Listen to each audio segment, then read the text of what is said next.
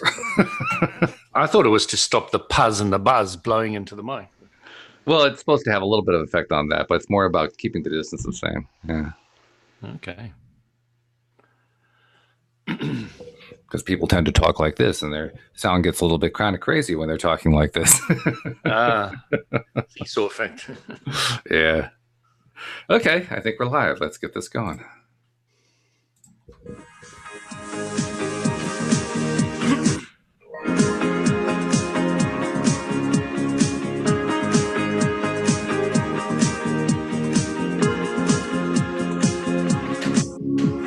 Welcome to LOA Today. I'm Walt here with Louis D'Souza. Today is Monday, August the 12th, 2019.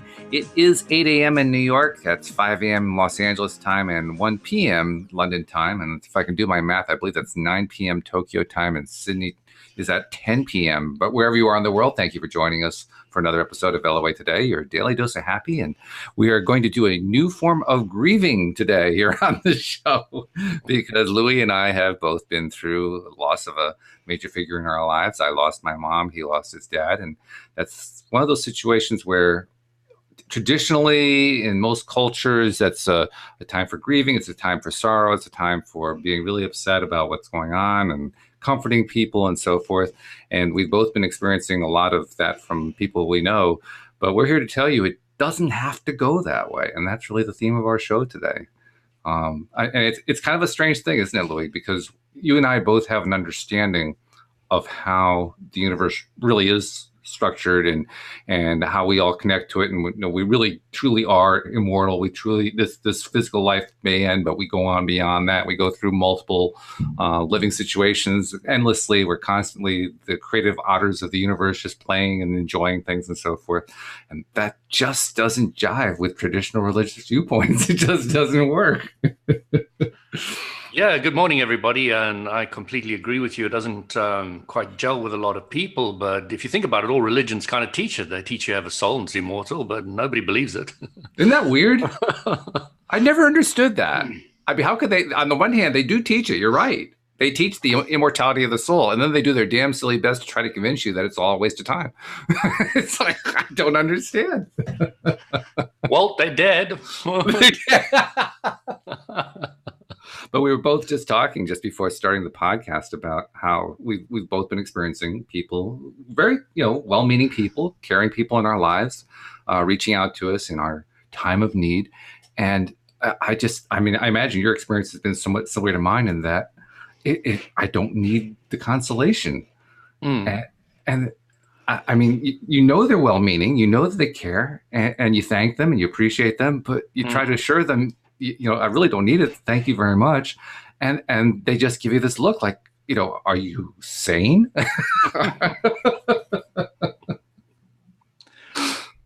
Yeah, Walt, it always stems for me from a point of view that you really come to understand with the LOA Abraham Hicks teachings that, your source energy that chooses a vibrational interpreting machine to play with the contrast in the time-space reality we call Earth. And,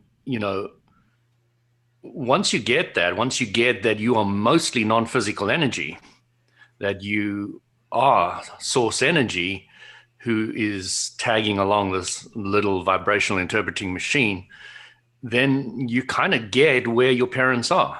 Yes.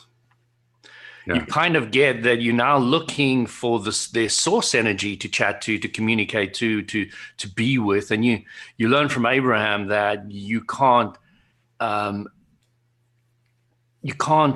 talk to them unless you're happy. Unless you're in a good high vibrational place. So, the sooner you snap out of the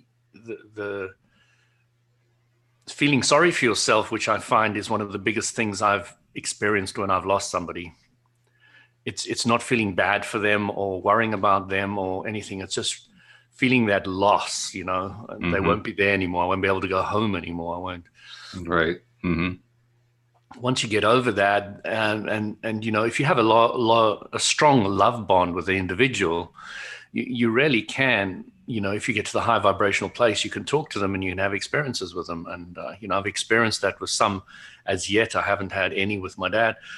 But, things have got to change, and for me and for maybe him, in getting used to the non-physical again, from the level of clarity that he's experiencing. So, it's really interesting. I'm looking forward to the time when I do have experiences like I did with my mom, in a kind of meditation type dream state, where I had some good communications with her after her death. And of course, the body is younger version, healthier and looking version.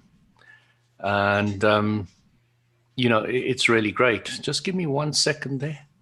Yeah, no problem. Actually, while you're doing your little adjustment there, I will add on, and I will kind of pile on to what you're talking about, because I experienced very much the same thing when my dad passed 10.5 years ago. Since then, shortly after that, actually, I had a number of different incidents where I was connected to him. One particular where there was a dream sequence that was just unbelievably real. But I also noted that with my dad's passing, I had done all of my grieving actually before he died. And I've talked about that before. Mm-hmm. And in fact, the grieving, I mean, yes, certainly there's one's own sense of loss, like, oh, he's not going to be there anymore. But in my dad's case, it was also, he was going through something pretty miserable. I mean, I won't describe it because I don't want to bring anybody down, but it was not a happy thing to go through. And by the time he was ready to pass on, it was a relief, not just to me, but to my entire family. We were just glad for him. Like, oh, thank goodness he's a relief finally for let him go. too, I'm sure. Oh, absolutely. Absolutely. I mean, you talked about getting used to the other side. I don't really get any sense from talking to people who have psychic abilities that there's any real adjustment period. It's like, bang, you're there. Like, oh yeah, let's party. There's not a whole lot of, oh God, I don't know if I can handle this. You're probably completely correct there. Just that we don't remember it that clearly, do we? Right. But that was it was actually, I won't say a life-changing experience. It was an eye-opening experience to go through that with losing my dad 10.5 years ago. And I think that kind of prepped me for losing my mom a couple weeks ago, because I'd already been through my own self-education that goes along with that, because we learn about ourselves as we go through a situation like that. It's a big growth period. I agree. It is. Yeah, it's a big growth period. I imagine, I obviously I haven't gone through this because my parents died later. For somebody who loses a parent, like my wife, she lost her parent when she was 21. That's probably a more difficult shift to go through. I know it is. I'm just having talked to her, because of the shock of it is greater. The surprise is greater. And depending on where you are with your own spiritual development and understanding, you can also feel more afraid, more, disconnected, more, oh my God, vulnerable, all that stuff. Right. Yeah. So clearly the way that I've gone through it has been a lot easier than for many people. But still, no matter what age, no matter when it happens, you still go through it. You still go through losing that parent.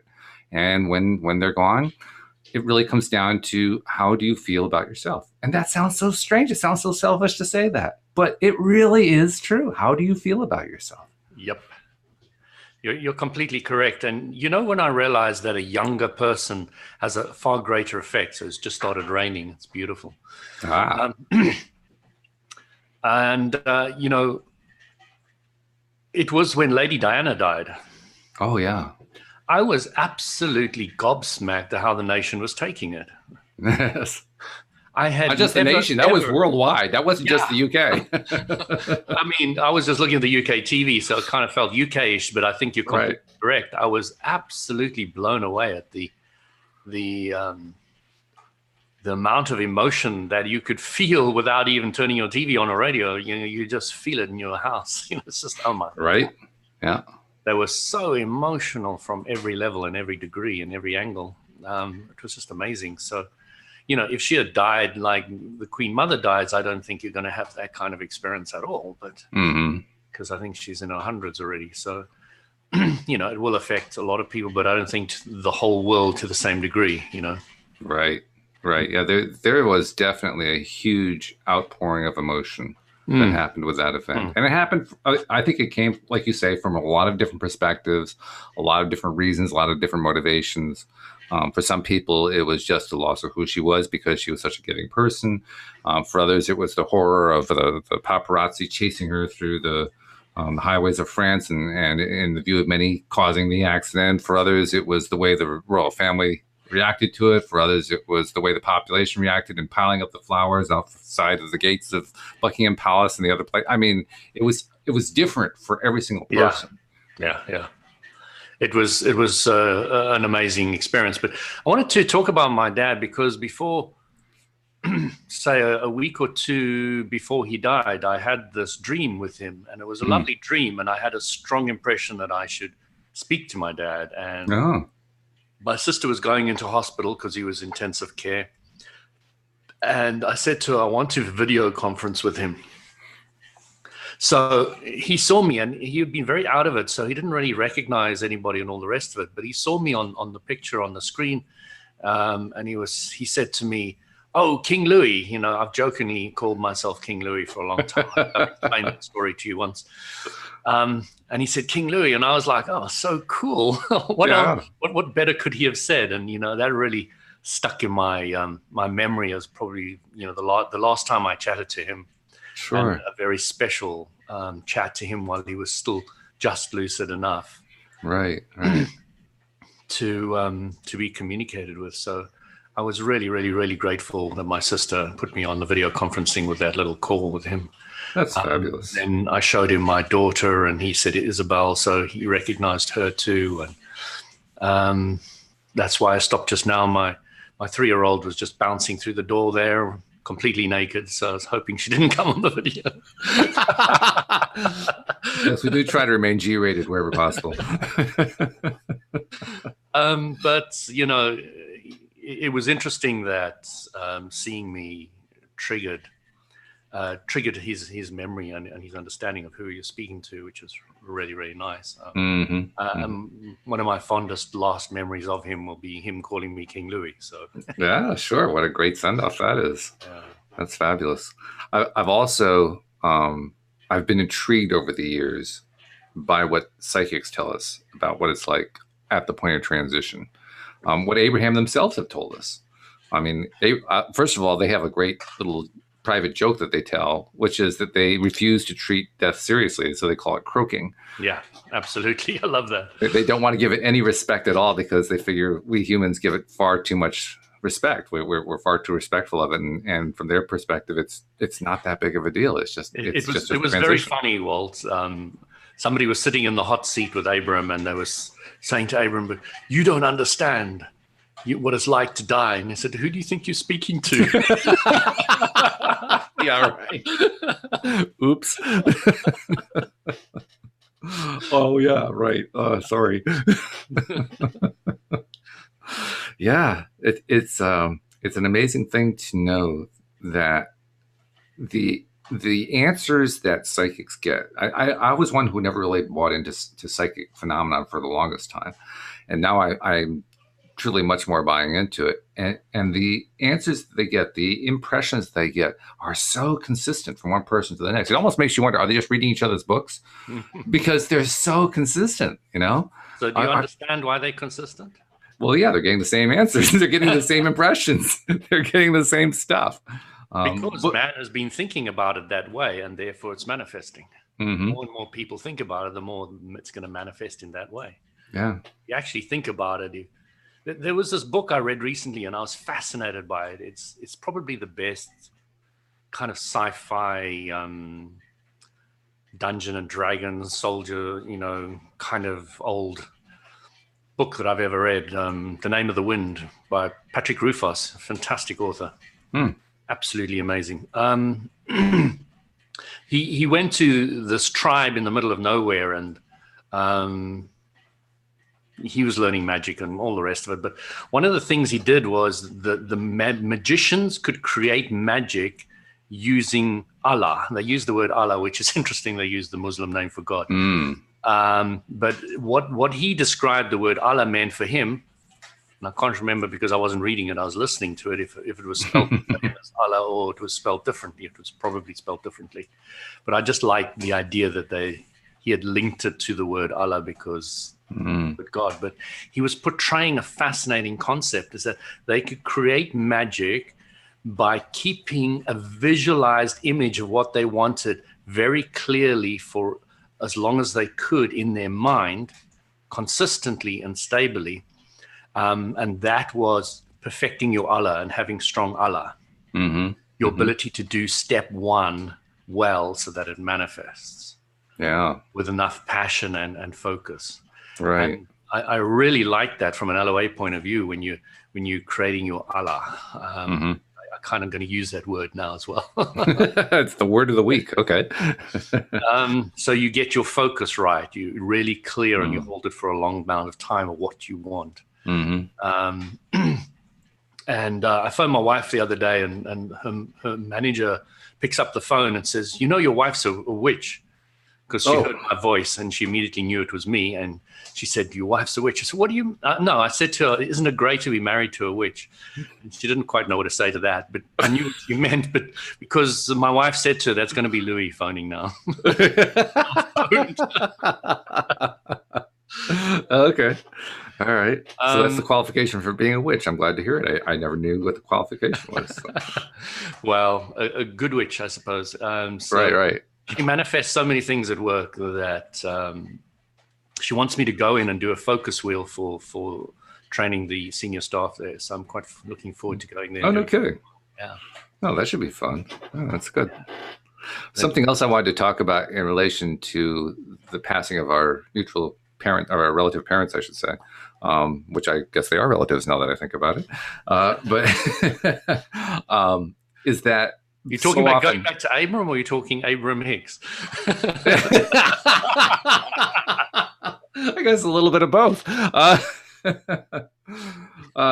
We could go off on an interesting rabbit trail there. But no, what I was thinking about is the way people usually interact with and feel about death, and the way they look at and understand it, and are limited by their own understandings, and end up in grief and in sadness and in sorrow, and often trapped there.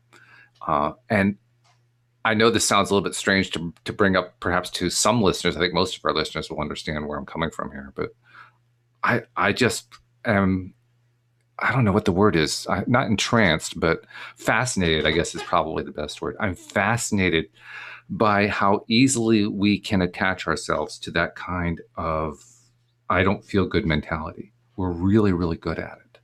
We pay a lot of attention to it as a society, culturally. We spend a lot of time, a lot of energy on being in that space. Anyone who's ever been to a Catholic funeral, for instance, I mean, the Catholic funeral is all about. It must have been a big deal. I've seen it so many times, and that I honestly, I'll try to stay away from Catholic funerals. That's usually what I try to avoid going to, but. I mean, I just see it over and over and over again. Like, my goodness, people just get so attached on us. What's that? My dad has just had one. You just had, yeah, he just had one. Yeah. But my point, it isn't so much the funeral itself, it's the emotional focus of it that I'm referring to. The emotional focus of sadness. Let's just be so sad. And it's a fascinating choice to make. I would not 20 years ago have thought that it was a choice. Now I understand that it's a choice. And as I understand it to be a choice, I say to myself, well, if it's a choice, that means people are making that choice. Why are they making that choice? It's a really interesting thing to choose. I mean, I can kind of generally sweep it aside by saying, well, we come here to experience the contrast. And sure enough, people do come here to experience the contrast. And yet we linger and we fight for it. We defend it. We go out of our way to protect staying in that really miserable space. And then we develop theories on how to get out of it. Help you stay there too. Oh, they help you stay there in a big way. And then we develop theories on how to get out of it. We come up with, the 5-step process of getting through grief. And you have counseling, and you have... Ross, yeah. You have all these theories on how to stay in that place, which is not what they're intended to do, but that's what they're doing, And I think about that and I say, wow. It's really remarkable how, no wonder Abraham turns the whole death thing into a joke by calling it croaking. Mm-hmm. because there's such a heavy emphasis on it. It's huge, it's gigantic, it's humongous. And because the emphasis is so strong, we have very, very strong experiences with it, especially earlier on where perhaps we've been here on this planet long enough to kind of forget what we already knew before we came here. So we're immersed in a culture that has this belief system about death and about how when you're dead, you're dead. I think that's what Anthony Hopkins' character said in a movie he appeared in. He says, "That's what I just believe. I believe that when you're dead, you're dead." It's like that's it. End of existence. It's all over. and that's kind of the core of it. There's the fear that I'll be dead, and there's the fear that they're dead, and the fear that the death is just it's endless. It's like, oh my God, look what we put ourselves through. But the guy who says when we're dead is actually correct if he's talking from the physical body point of view. He is. Yeah. Yes. So he's completely correct. So it really depends where your focus is. And I have a lot of these conversations where somebody's focusing on the physical or somebody's focusing on the oneness. Mm-hmm. And I get really annoyed when people start slapping you around when you make a oneness statement and they're looking from the other side and then they play it the other way around, and then they slap you in the face because you're looking at it from the other way around. I just see that so often because I become clearly aware what's going on. I now say, okay, let's put it in context. I'm now going to speak from a oneness point of view and from source and from soul, okay? And this is what I see from that point of view. Okay, now I'm going to talk from the other point of view.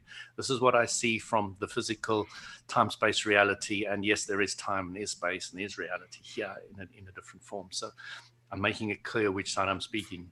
Right. If you are having conversations, it's really, really worthwhile to be clear about those two because you can get out of a lot of problem argument type situations if you're really clear which one of those you're actually going. Oh, sure. Yeah. Well, you can avoid fights that way. No doubt about that.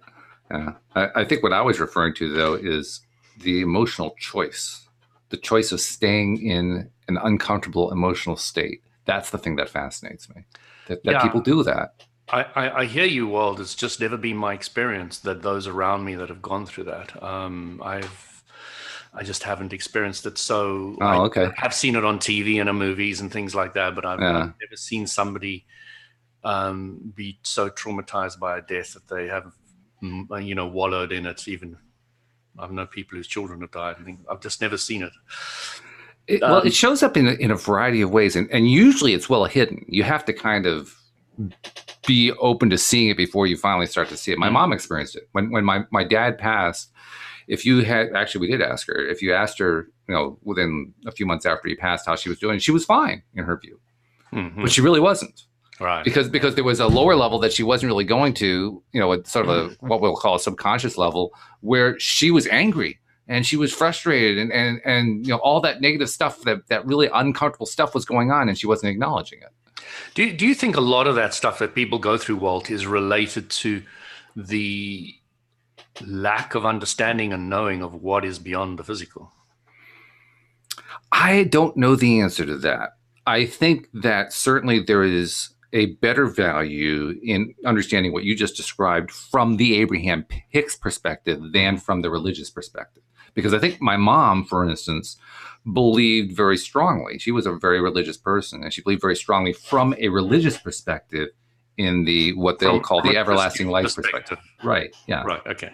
She totally bought into that, but that didn't help her to feel confident about it. The lack of confidence, I think, was where a lot of her anger came from. And it took a number of different forms. My mom, Louise once described my mom really well. She said, my mom lived in order to take care of other people. My mother too. Same thing. Okay. And she took care of my dad right up until the time he passed. And then when he passed, by that time, the three of us were all off on our own lives. My dad was gone. There was nobody left to take care of. And it threw her for a loop because her life was about taking care of other people. So now she didn't know how to live for herself. And she ended up making herself miserable as a result because she was so desperate to find that way. In fact, her greatest dream at that point, she had actually was living in a senior center that she had picked. She had been the one who had picked they were going to live there, that she and my dad lived there. He lived there until he passed. And after he passed, she didn't want to live there anymore. Mm. She wanted to, quote, be with family, unquote. And what that meant was she wanted to go take care of family members who didn't want to be taken care of. So we ended up with an interesting arrangement that actually worked out fairly well, where my sister would be my mom's caretaker, or caregiver, actually. And we helped my mom buy a home in Norfolk, Virginia. My sister moved in. It was a really, it dovetailed in many ways in a very good way. My sister really needed a place. She was very happy to take care of my mom and so forth. Louise's comment, again, was very apropos, because she said, I don't know how they're going to do it without the two of them killing each other, because they had this kind of an oil and water relationship, but it was a close oil and water relationship. It was part of their dynamic, and sure enough, they ended up making it work. But it was an interesting thing, because my mom was all about, I have to be with family. I have to be with family. And then, of course, she was with family. Mm-hmm. My sister was there every single day. And suddenly it wasn't enough. In other words, what she was hoping to get out of being that caretaker, mm-hmm. what my mom was hoping for, had nothing to do with family. Yep. It had to do with what was going on inside of her. And she didn't know how to handle that. Mm-hmm. Did she die of just old age or any disease or anything? Or? Oh, she ended up with cancer. And ultimately, from a physical perspective, we would say the cancer got her. Yeah. My mom died of rheumatoid arthritis, which is an autoimmune mm-hmm. problem, which, of course, is yourself attacking yourself. Yes. Which is very, very interesting. All those people who have got autoimmune problems. Yeah. You start really starting to see, literally the rheumatoid arthritis over about 15 years killed her step by step by step. Mm-hmm. Mm-hmm. It was quite a process to watch from your son's point of view. Sure. Oh, yeah. Well, I experienced the same thing with my mom, in that I mentioned how I knew that she was done. I knew last September that she was done, because that was the last time I was actually physically in the same room with her. And Louise and I had gone down to Virginia to my niece's wedding. And after the wedding, obviously, we went to visit with Mom and with PJ and so forth. And during that visit, I could tell my mom was acting up to, my sons, because my brother Mark was also there. My sons are here to visit, so I'm going to be on my best behavior and so forth. And it lasted just long enough to have the interaction with us. And then I could just see her snap back into the mode that she'd been in all along, which was to be miserable. So here she was. She had lived in this miserable. I need to be with family, but I'm miserable. Family showed up. Oh, I'm going to be on my best behavior for about 5 minutes. Great, interact. I'm tired. I'm going back to being miserable. You look at that, you say, that's somebody who doesn't want to be here. Mm. It's really clear. They're done. The best that they can find to do with their lives is to spend 5 minutes acting good for their sons. That was it. And how do you spend the rest of your time? Well, she spent the rest of her time, huddled up in a chair with her head to one side, watching a television show the same programs over and over again. There's no desire for life in that choice. No, it's interesting, because there is a very clear choice there, and the choice is to focus on what you don't want. And when you focus on what you don't want, it destroys the physical body. Yes. It's a very simple process. Yeah. And if people just really understood that, they'll be able to understand how to turn around if they want to. Or they could even accelerate it. The interesting thing about that phenomenon with the person who's going through it is how they will fight for that position. Mm. Like, there were a few times I would have conversations with her and gently point out to her, by the way, you don't have to be like this. You can actually make different choices, blah, blah, blah, blah, blah. I could have been speaking to a blank wall. It wouldn't have made any difference to speak to her or the blank wall. Very angry answer, yeah. Oh, yeah. Well, if I'd really pressed it, I'm sure I would have gotten that. But, over time, you kind of learn how not to push the button too hard. So I didn't push the button too hard, because I do love my mom. And I don't, I wasn't trying to make her miserable. I was just trying to show her an alternative. But she wasn't having it. Mm. The interesting thing with my dad, Walt, is as you probably saw on Facebook, he died on my birthday. Oh, I didn't realize that. Yeah. You're right. Yeah, that's right. You were having a birthday. Yes, of course. Yeah. I don't know why to make the connection, but yeah. I mentioned there that it's my birthday and my dad has chosen this day to die. Oh, right. You did say that. Yes. And Yeah. it's really interesting why he chose, out of all 365 days, he chose my birthday to die on. And Well, I had a similar experience because my paternal grandmother also died on my birthday. oh, right. Did Yeah. you have a good relationship with her? No. No? Okay. I didn't have a bad relationship. All It was right. just, it was a nondescript relationship in many ways. But yeah, it was strange. And I was only like 8 or 9 years old at the time. So it was, and she died at 12 noon, right at 12 noon. I don't know what that was about either, but There's something about all that, I think. yeah, but it's strange to go through that because I'm at 8 or 9, you're having birthday party, right? You have your Yeah. friends over and so forth. And so we had the birthday party. And then afterward, my dad says, well, I've got something I have to tell you. Your grandmother died. And it's like the world just stopped. Like, what just happened? I was just having a great day, and then everything just stopped. What happened? Walt, my gran died in our house, so she was, out of her flat and into our house for her last days, and she came past me one evening and gave me some Smarties. I said, "Thanks, Gran," and she went off to bed. And a little while later, Dad came to me and said, "Louis, my mom has died. Olive's died, and I just want to show you her." So we walked into the room, and there she was, looking very peacefully, lying on the bed. Mm-hmm. "Sure, she's dead, Dad." And he said yes, and it was still one of the best things that he ever did for me. I think it's about the only dead body I've ever seen in my entire life. At least I've seen one. I'm sure many people have seen dead bodies, but I seem to have avoided them for some reason or other. My point of attraction hasn't been to be around those who are dead. My wife, of course, works at a nursing home in palliative care where people go to die, and Oh, she sees that a lot then, yeah. every day somebody's seems to have died. But she really seems to cope with it extremely well. Mm-hmm. Mm-hmm. Well, I think people who are called to do palliative care, I truly think it's a calling in that they feel heavily, heavily drawn to do that work.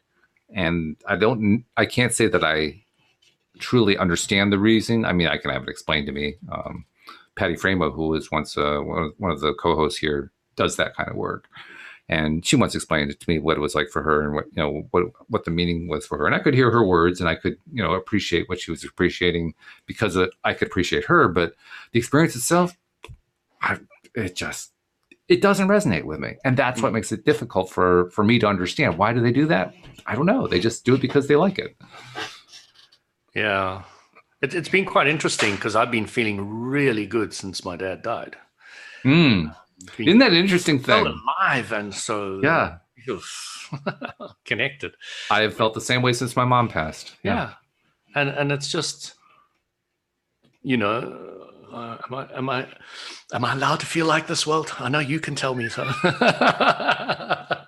Well, also it helps that you took a trip to Austria. I took a trip to Cape Cod, so we did have getaway trips. Yeah, that helps an awful lot when you're dealing with something like that. But even so, I was away in Austria at the time, and right the day after his death, we walked up a river, got to a waterfall, and I took a photo of the waterfall and us there.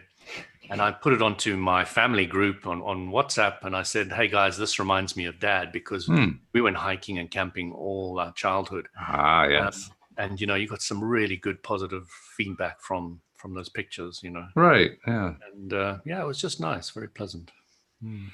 By the way, there's something I wanted to share too for those who might be going through loss of a loved one. Particularly if it's been difficult. Louise had an experience. I've told this story before, but this seems like a good time to retell this story. She had an experience where, like I said, her mother died when she was 21. And then her father later remarried to a woman named Ruth, who I ended up meeting, of course. And then Ruth passed about two and a half years ago, 2 years, maybe 3 years ago. I'm not sure, but a few years ago.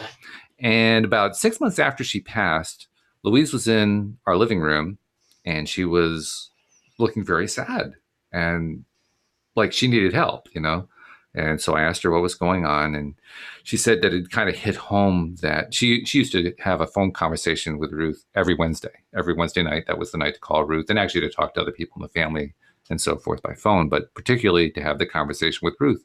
And she realized she was missing those conversations. It had been 6 months, but it was, the pattern was still kind of ingrained in her deeper being, and it was gone, and she was missing it.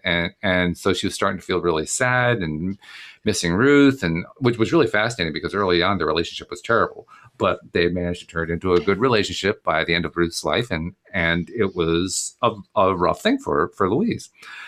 And I didn't know what to do at first.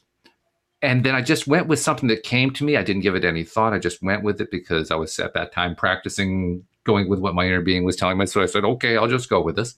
So I went over and I knelt in front of Louise, and I took her hands in my hands. And I said, I never asked you this question before. What was it that you loved most about Ruth? And I'll tell you, Louise, within 2-3 seconds, her entire disposition changed. Her frown turned into a smile. She started telling me these stories. Mm-hmm. And of course, she's an ex-psychotherapist, so she has the psychology background. She says, I want to congratulate you. You are the first person who has ever figured out how to get through the 5 stages of grieving in one shot. An amazing story, really is. If you can help somebody go through that,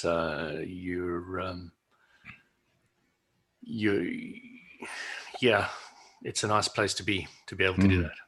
You really can feel good about it.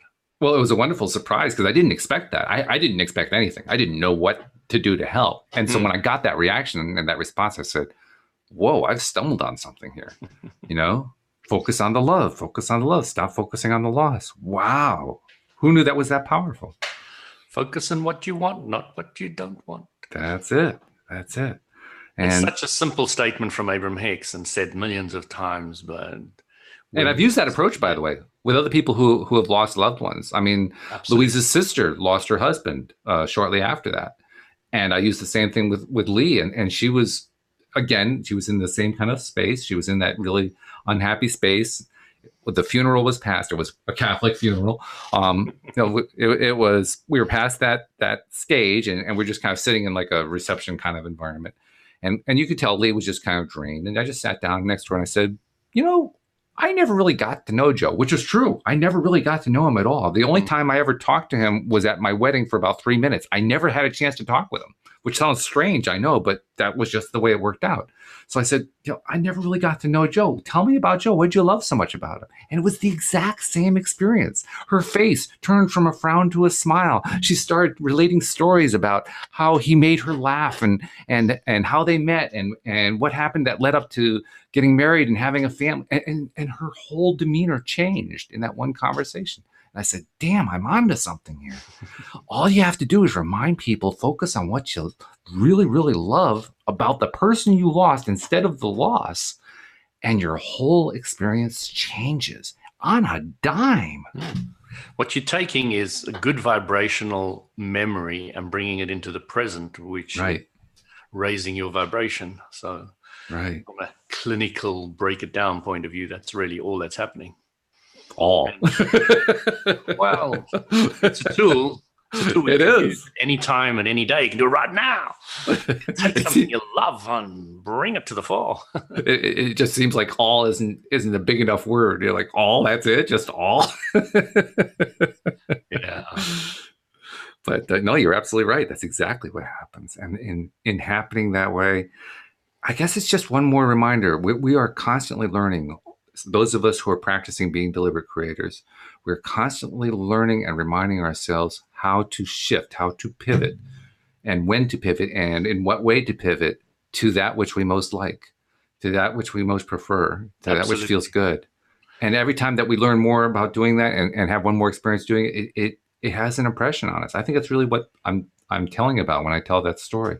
It's had a big impression on me, in terms of really reinforcing for me, wow, it really does work when we shift our perspective. You're paving the path to what you want, and you can literally take the blocks of paving, put it down. Right? Put it down the way you want, the direction you want.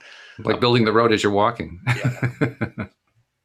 Pave the path. Yeah, it's pretty cool stuff. Isn't it But funny how we look at our lives as we go through a death experience like this, and when we've done the work, we come out of it so easily. mm, when you have done the work, which means when you have mentally prepared yourself beforehand to have a strong enough vibration to deal with the situation. Mm-hmm. Yeah. Yeah, it's truly astonishing, and I have to say, reassuring. Mm, It's absolutely. I it's mean, very reassuring. you live a completely different life. You're looking at all your problems and all the things that come into your life as challenges, as something that is going to help you know better what you want, and you're going to focus more on that, and it's just going to run forward. And because I'm doing that, I'm now clearer about what I want. And now that I'm clear about what I want, I'm clear about how I'm going to direct my life. Clear about how I'm directing my life, I'm going to have more power in my life. I'm going to have more power in my life. I'm going to have more confidence. If I have more confidence, I can have more direction. I can get more that I want. And I know from Abraham Hicks's teachings that if you want something and you get it, it's the most fabulous thing in anybody's life. And if you want something and don't get it, it's the worst thing in your life. So I've got now more control. I'm going to focus on what I want. I'm going to go for it. I'm going to get it. And I'm going to carve my life, and I'm going to enjoy it. And I'm going to have so much fun with this. And let's go. Yeah, that certainly summarizes what we go through, what we're learning, what we are discovering on this path. And in this path, it, I mean, we are all connected. That's one of the teachings of Abraham. It's one of the basic teachings that most psychics will tell us about, the non-physical side of us. We are all connected. We are all source energy. We're all part of this pool. There's something I wanted to talk about along that line, though. And I think maybe this actually does. I thought at first it didn't tie into the conversation, so I wasn't going to bring it up. But now I'm seeing, yeah, there really is a tie-in here. So I was noticing on Facebook today, for my 10 seconds on Facebook, that there was somebody posting in a Neville Goddard group about how I think they were in a relationship and the other person wanted to break up. And so they were trying to understand the breakup from the point of view of what Neville taught, and specifically one particular concept, which is the you pushed out concept. And Neville used the idea of you pushed out as a way of describing, well, if you focus on what it is that you need, the universe, including other people around you, will mirror back to you what it is that you're putting out. So you'll have a way of reading what's going on, and you can kind of build it that way. The thing is, a lot of people have turned you pushed out into a much bigger thing. They've taken the metaphor way beyond that, to the point where it's almost codependent in the way that they think about it. And that's literally what she was doing. She was treating it as a codependent situation because this boyfriend had said, well, I think we should be seeing other people. And she was all bent out of shape about that. So she was saying, well, so what does this mean? If he is me pushed out, does that mean that I think what he's thinking?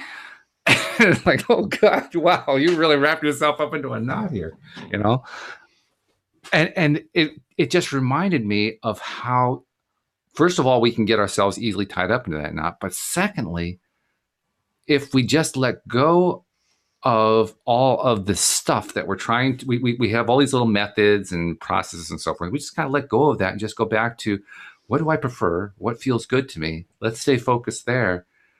All that stuff kind of melts away. And yet, as I say that, I mean, you know as well as I do, it's very likely that she's not letting go of that stuff. She's going to stay right there on basically the codependent perspective, which is, my happiness is dependent upon his behavior. And until he behaves the way that I want him to behave, I can't be happy, And I think about that in terms of the ocean, the liquid form of source energy. And I realized that perspective is taking this liquidity and turning it into a sticky substance that doesn't actually shift anywhere. And now you have all these little gingerbread men all connected together in this rigid form that never ever shifts and never changes, because that provides some degree of security. And wow, boy, what we tie ourselves up into. But that's literally what she's doing. She's trying to make it into a row of gingerbread men, instead of, we are all shifting, we're all changing, we're all connected, but we're also making our own decisions. We're both at the same time, and that's perfectly okay.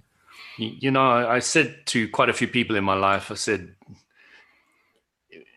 love as many people in as many different ways as possible. Oh. And I live by that philosophy. And they look at me skewly, and I don't think too many people have really understood what I've said by that. But there's still a very strong idea in life that you should get married and have one partner.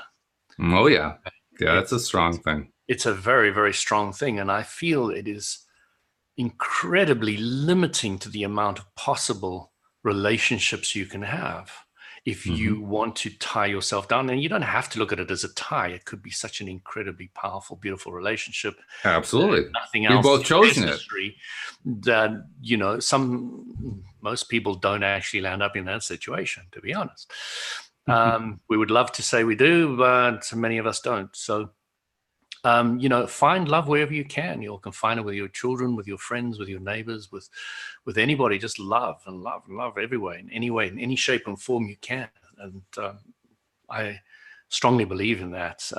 But again, I'd like to define love in some shape or form, and it's having alignment. And if you're having alignment with other people, what is more beautiful? It doesn't have to.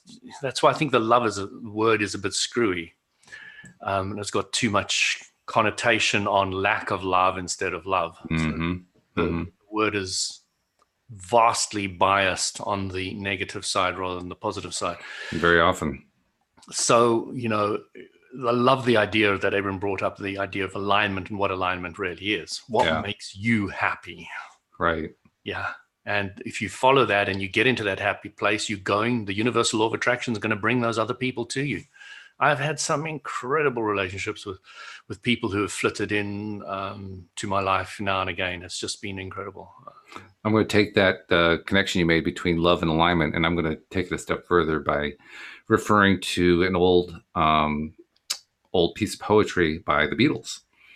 And in the end, the love you take is equal to the love you make. Well, I'm going to do a little word substitution. And in the end, the alignment you gain is equal to the alignment you make. And now all of a sudden what McCartney and Lennon had to say starts to make a whole lot of sense. Makes sense, yeah. A very different perspective, yeah. Nice. It's good. It's just that reminder. I mean, there's another one that happened in my experience lately. What was it? It was somebody talking about, what was it? It was about forgiveness. That's what it was.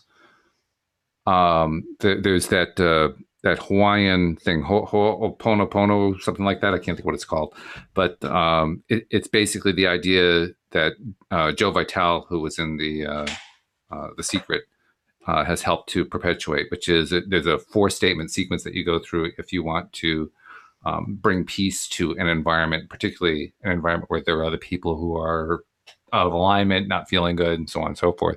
The 4 statements are, I'm sorry, please forgive me, I love you, thank you.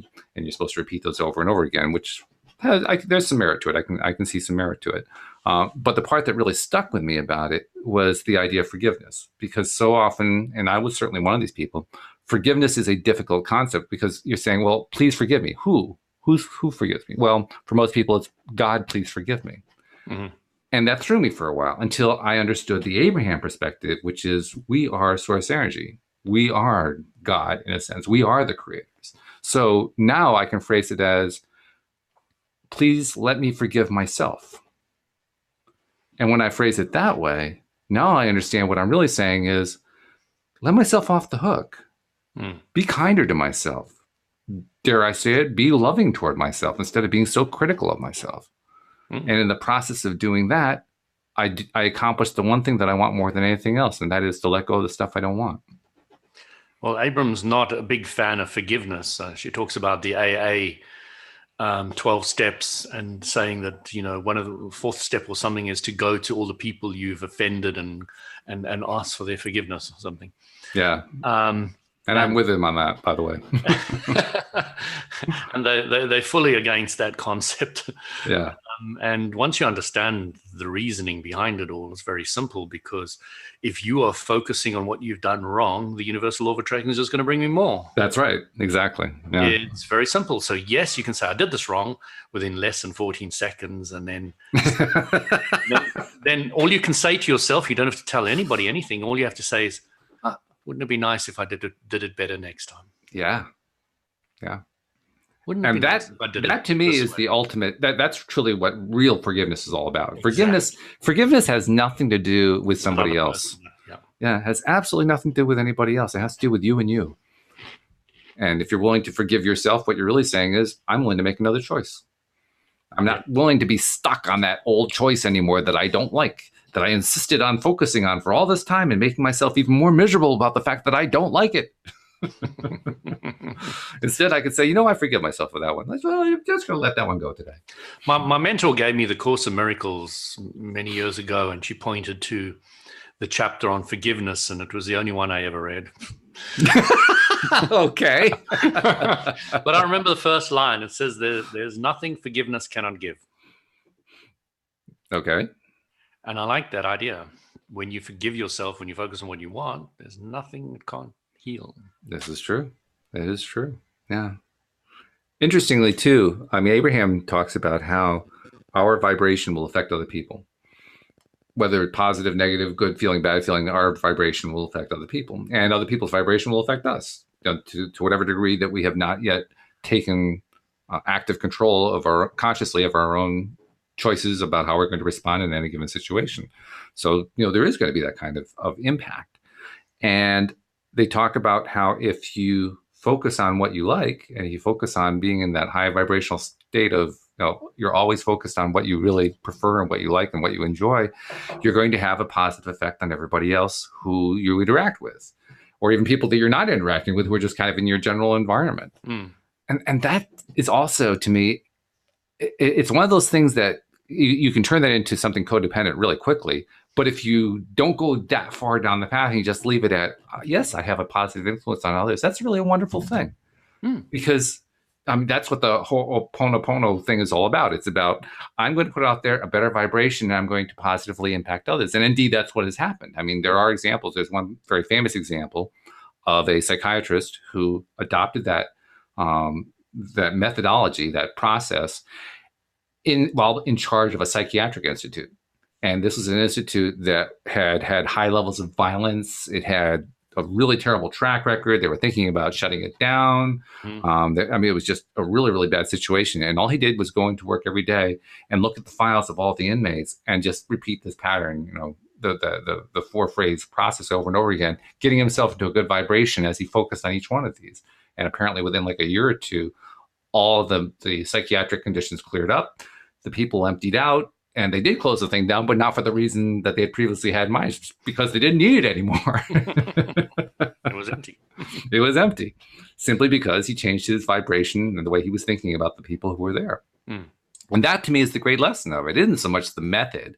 It is never about any particular method. It's about what you're doing. You're changing your vibration. Well, we're going back to the word that this book has coined, Allah.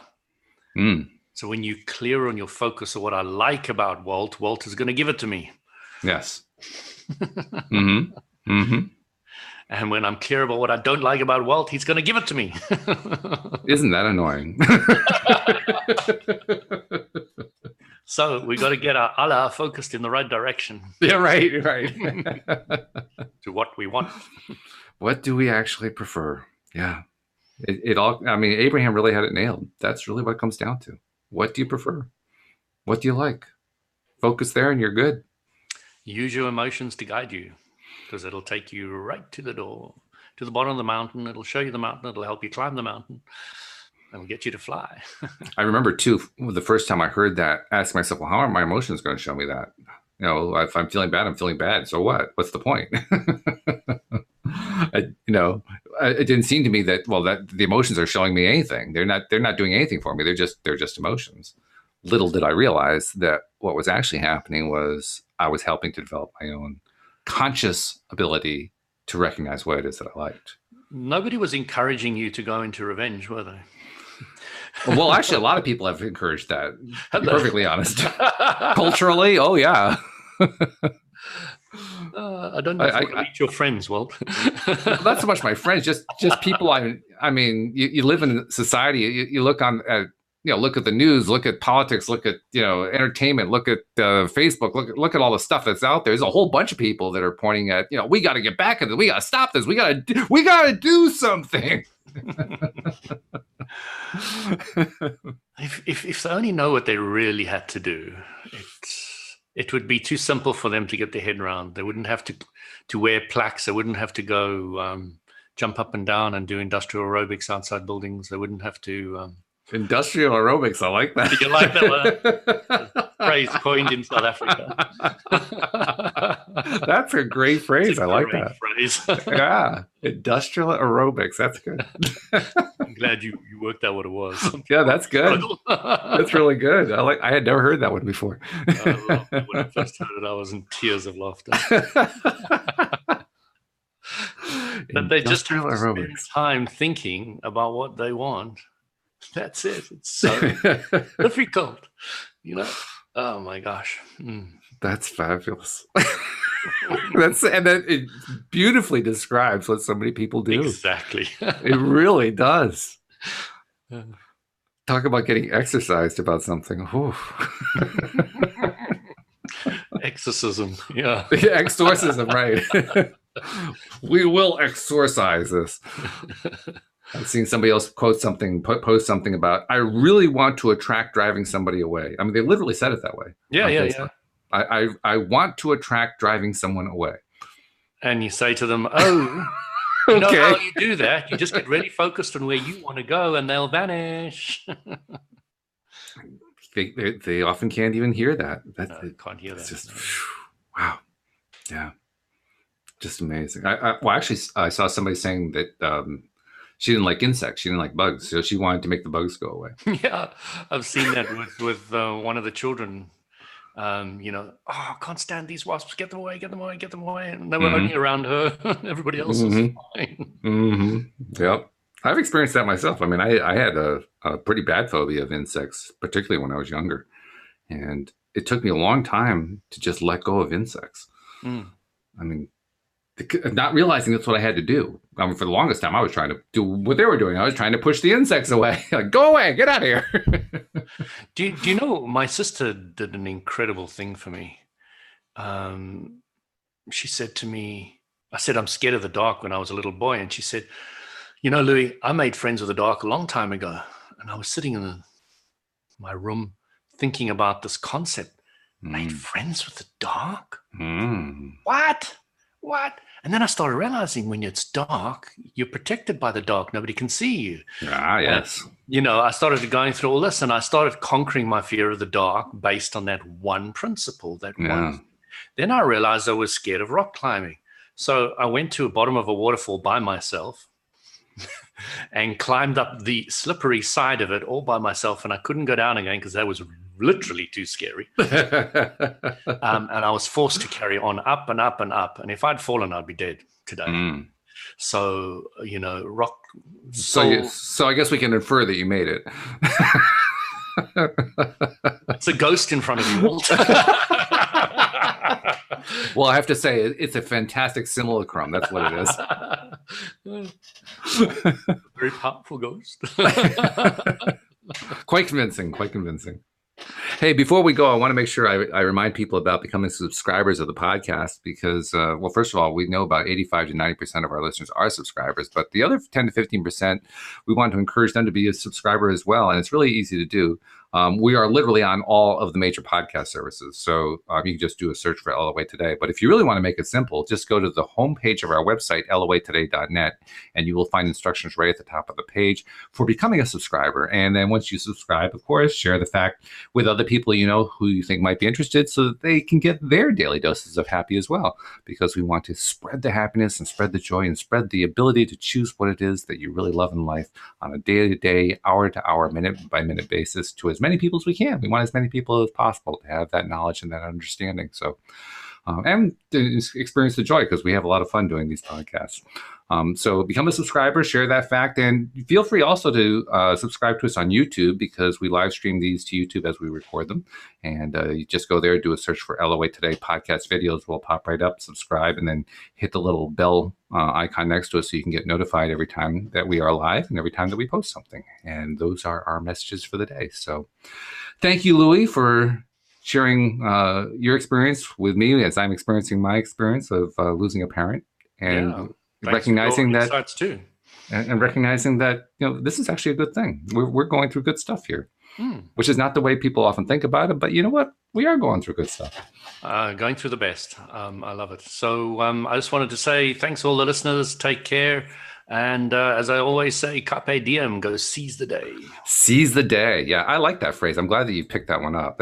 I remember that Robin Williams used that in the Dead that Poet movie. Society. Dead Poet Society, that's what it was. Yeah, I was trying to remember the title I of made it. my daughter watch it the other night. You did? Really? I love it. So carpe diem, absolutely. Thank you very much. Thank you to live stream listeners, and thank you especially to our podcast listeners as well. We will see you all next time here on LOA Today. I have to say, Walt, Captain, my captain. Captain, my captain. Absolutely.